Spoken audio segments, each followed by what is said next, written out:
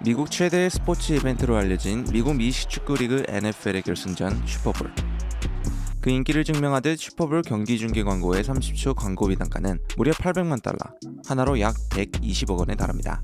그리고 가수들이 설 수 있는 최고의 무대로 손꼽히는 슈퍼볼 하프타임 쇼는 매년 과연 어떤 가수가 이 무대를 꾸밀 건지에 대한 관심이 뜨겁죠. 올해는 그래미를 5번이나 수상하는 영광을 하는 켄드릭 라마가 이 무대를 장식하게 되었습니다. 그리고 이번 켄드릭의 슈퍼볼 무대가 끝난 뒤 미국 현지의 다양한 매체들은 겉으로는 화려한 퍼포먼스처럼 보였지만 그 속에는 흑인을 통제하려는 미국 정부와 백인 기득권층을 향한 강한 메시지가 담겨 있었으며 힙합 문화를 기존 엔터 산업의 틀에 가두려는 움직임에 대한 일침을 가하는 무대였다고 평가했습니다. 또한 이번 무대는 역대 슈퍼볼 하프타임 쇼 중 평균 1억 2천만 명 가까이의 최다 시청자를 기록했다고 발표했는데요. 켄드릭은 이번 슈퍼볼 무대를 시작부터 끝까지 이 게임이라는 큰 컨셉 아래 두 가지 중의적인 의미를 담아 연출하였는데요. 하나는 끝나지 않은 드레이크와의 싸움, 그리고 이보다 더 큰 또 하나는 미국이라는 거대한 시스템과의 충돌이었습니다. 우선 첫 번째로 미국의 억압적인 시스템과의 갈등을 조명한 관점을 통해 이야기해보겠습니다. 공연의 시작은 빨갛게 물든 경기장의 항공샷으로 시작됩니다. 이 그림은 마치 랩번, 본인이 빨간 버튼을 누르듯이 이번 무대로 모든 것을 끝내버리겠다는 포부를 가장 먼저 보여주는데요. 그리고 경기장 안으로 들어오게 되면 마치 이 무대 전체가 하나의 게임처럼 설정되었으며 켄드릭 본인이 이 게임의 키를 쥐고 있다는 의미를 담아 플레이스테이션 컨트롤러를 연상케 하는 무대 세트를 선보이면서 Press Everyone's Button, 즉 모두를 빡치게 만들겠다는 강한 암시를 던집니다. 그리고 여기서 미국이라는 국가 또는 정부를 의인화한 마스코트이자 켄드릭의 To Pimp a Butterfly 앨범에서 흑인을 자본주의를 통해 착취하는 불길한 상징으로 등장한 엉클 샘의 역할을 레전드 배우 세뮤얼 잭슨이 맡았죠. 그는 미국의 노예제도를 신랄하게 비판한 영화 장고, 분노의 추적자에서 백인 주인에게 충성을 바치며 다른 흑인 노예들을 억압하는 인물을 연기했었고, 세뮤얼의 이름을 줄이면 우연찮게도 샘이 된다는 점에서 이보다 더 적절한 캐스팅이 있었을까 싶었습니다.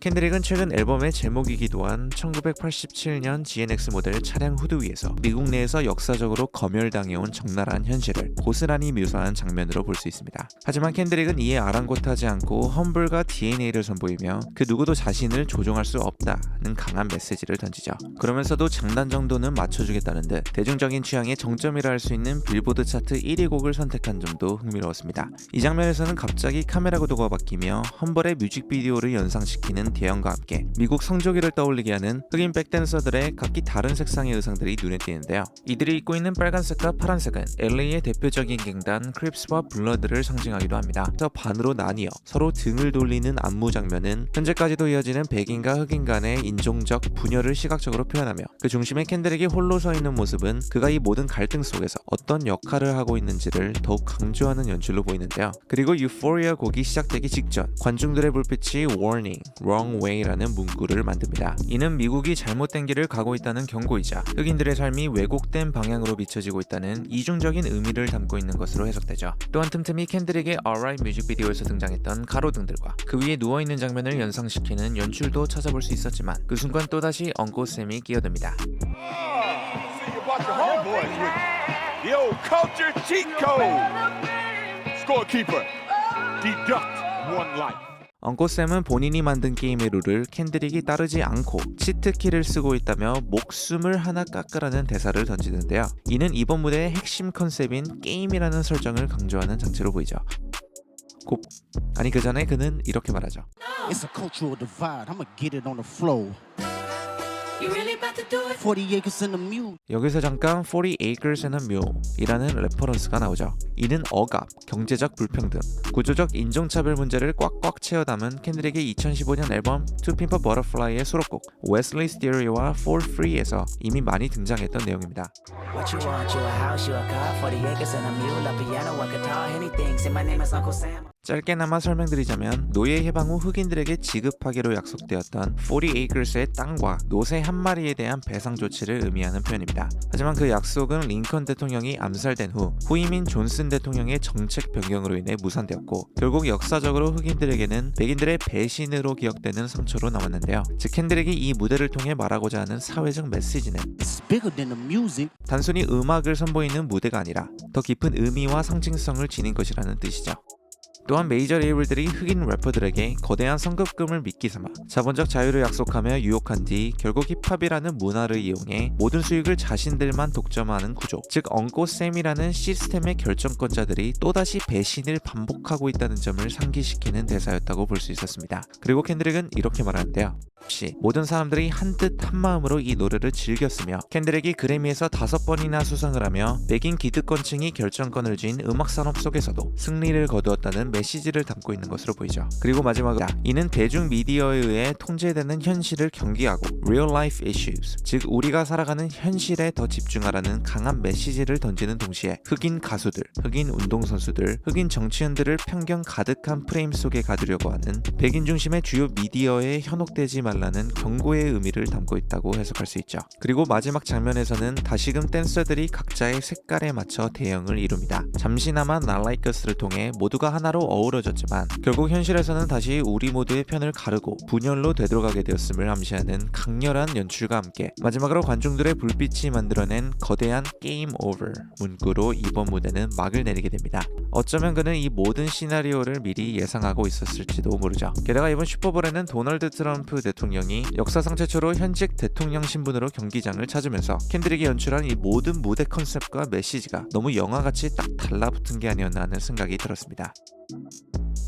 첫 번째 내용이 길어진 만큼 이번에는 빠르게 관점을 전환해 켄드릭과 드레이크의 디스전을 중심으로 새롭게 살펴보겠습니다. 영상을 여기까지 보셨다면 아마 이제 전체적인 공연 구성은 이해하셨을 테니 이번에는 디테일한 부분들만 짚어보겠는데요. 우선 켄드릭이 착용하고 나온 이 소문자 A 모양의 체인 목걸이, 이 A가 의미하는 바는 세 가지로 해석해 볼 수 있습니다. 첫 번째는 이번 슈퍼볼 무대를 기획한 팀, 전 TDE 공동대표이자 뮤직비디오 감독인 데이브 프리와 켄드릭이 함께 설립한 PG 랭의 레이블의 대표적인 로고라는 점이죠. 그리고 여기서 이 로고가 아이러니하게도 두 아이가 A를 들고 있는 형태라는 점에서 켄드릭이 Not Like Us에서 드레이크를 향해 확인 사살을 날린 파트이기도 한 A minor를 연상시키기도 하는데요. 이 A minor에서 A가 그의 목걸이의 두 번째 의미라고도 해석될 수 있습니다. 그리고 마지막으로는 조금 억지스럽긴 하지만 드레이크의 본명 Aubrey의 첫 글자 A를 뜻하는 것일 수도 있죠. 그리고 다음으로는 드레이크의 전 여친입니다. 이번 무대에서는 그의 전 여친이 2명이나 등장하는데요. 먼저 켄드릭이 이번 무대를 시작으로 올해 스타디움 투어까지 함께할 스자, 그리고 총 23개의 그랜드 슬램 타이틀과 3개의 올림픽 메달을 보유한 세리나 윌리엄스죠. 드레이크와 시자는 2009년의 썸이라고 해도 될 정도의 가벼운 관계였고 이후 드레이크와 함께 슬라임 유아, Rich Baby Daddy에서 콜라보를 하기도 하였습니다. 반면 세리나와는 2011년에 열애설이 터졌고 2015년에는 서로 껴안고 키스하는 모습이 포착되었으며 드레이크가 그녀의 테니스 경기에 몇 차례 참석하기도 했는데요. 하지만 2017년에 세리나가 결혼한 이후 드레이크는 2022년에 곡 Middle of the Ocean에서 세리나의 사업가 남편을 공개적으로 디스하였습니다. 참고로 세리나는 켄드릭과 같은 컴튼 출신이며 2012년 런던 올림픽 금메달 매치에서 승리한 후 갱스터 문화에서 비롯된 크립 워크 세레머니를 했다가 대중들로부터 질타를 받은 적이 있죠. 드레이크의 장례식이라고도 불린 이번 슈퍼볼 무대에서 세리나가 춤을 추며 등장한 것은 그에게 복수를 하는 의미와 동시에 본인은 켄드릭과 같은 가치관을 공유하며 대중들의 시선에 흔들리지 않고 자신의 방식대로 행동하겠다는 선언으로도 볼 수 있으며 엉꼬 샘을 향한 강한 펀치로 해석되기도 합니다. 그리고 이제 이번 무대의 피날레이자 슈퍼볼 공연 전부터 가장 큰 관심을 모았던 순간, 과연 나이 불문, 남녀노소 모두가 지켜보는 슈퍼볼에서 부르기에는 너무나도 예민한 가사들로 가득한 이 곡을 켄드릭은 어떤 방식으로 무대에 올렸을까 하며 모두의 관심이 집중된 Not Like Us 무대. 켄드릭은 무대 중반부에서 멘트를 치며 시청자들의 애를 태우기 시작합니다. I wanna perform they 켄드릭은 여태 늘 이유 없이 곡을 발매하거나 단순히 표면적인 공연에 그치지 않았습니다. 그는 20여 년의 커리어 내내 항상 그래왔듯이 그 모든 것 안에는 서사가 있었고 무언가를 전하려는 강한 메시지가 담겨 있었죠. 그런 점에서 이번 슈퍼볼 무대 역시 단순한 공연이 아니라 그가 줄곧 미뤄왔던 흑인 문화와 사회적 메시지를 흔들림 없이 이어간 장면이었다고 생각합니다. 특히 슈퍼볼이라는 이 거대하고 상징적인 무대에서 펑펑 터지고 반짝거리는 대중적인 퍼포먼스를 고사하고 자신이 믿는 가치를 그대로 밀어붙였다는 점이 저는 더욱더 인상적으로 다가왔는데요. 그래서 이번 시간을 통해 그의 존재를 다시 한번 곱씹고 감사하게 되는 계기가 되었습니다. 혹시 이번 영상에서 제가 놓친 부분들이 있거나 좀 과도하게 해석한 부분들이 있다면 댓글로 자유롭게 의견들을 남겨주시길 바라겠습니다. 그럼 다음 영상에서 찾아뵙겠습니다. 감사합니다.